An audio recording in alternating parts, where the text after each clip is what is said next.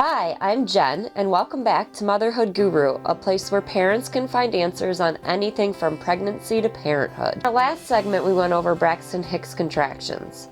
For this segment, we're going to go over how to determine whether or not you're having Braxton Hicks or pre-labor symptoms. We're going to start with the symptoms of pre-labor.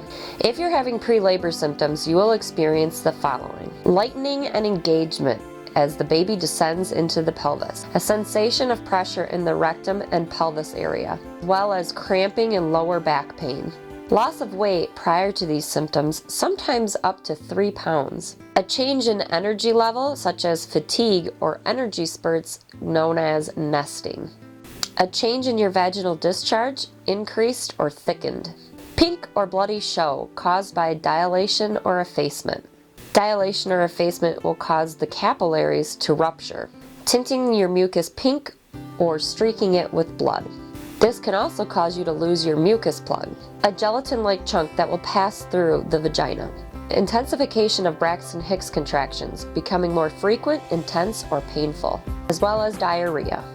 False labor symptoms are the following. If you are experiencing any of the following, then the real labor probably has not begun. Your contractions are not regular. Contractions will subside if you move around, walk, or change your position. The bloody show contains a brownish color. Fetal movement intensifies with each contraction. On a side note, if the baby does become frantic in its movements, please immediately call your OBGYN. Now for the real labor symptoms. In real labor, your contractions will intensify with movement, walking, or change in position. Your contractions will become more frequent, painful, and generally more regular. They are accompanied by upset stomach, diarrhea, cramping, and back pain, usually in the lower back. The show is present and pink or blood-streaked, and your water has broken. At 27 weeks, I experienced pre-labor symptoms.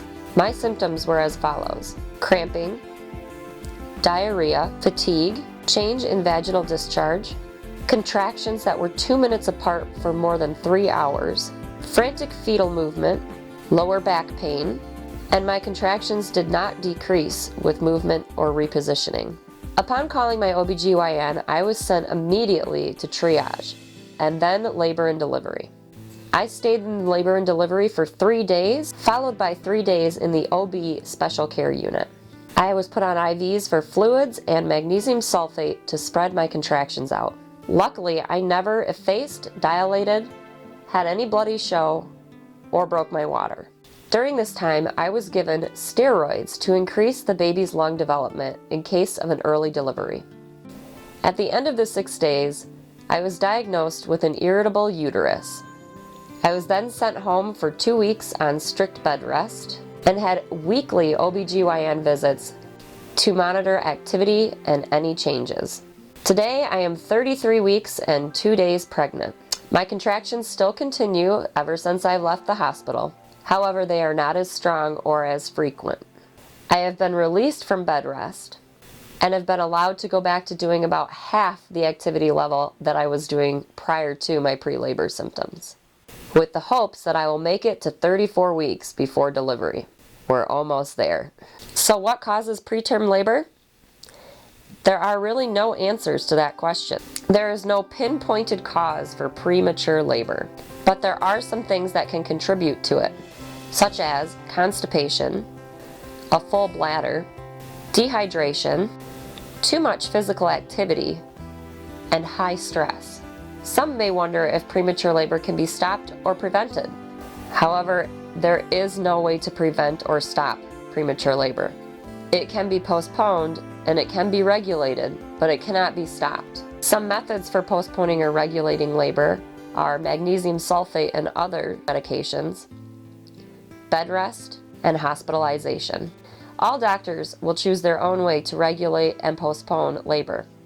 They will choose what will best fit your situation. Once released on bed rest, I was also prescribed a muscle relaxer called Visceral, which helped with the contractions when they did come back and get very strong. Even though my contractions have continued since I left the hospital and was on bed rest, there has been no worry since I have not dilated and nothing has changed in my cervix.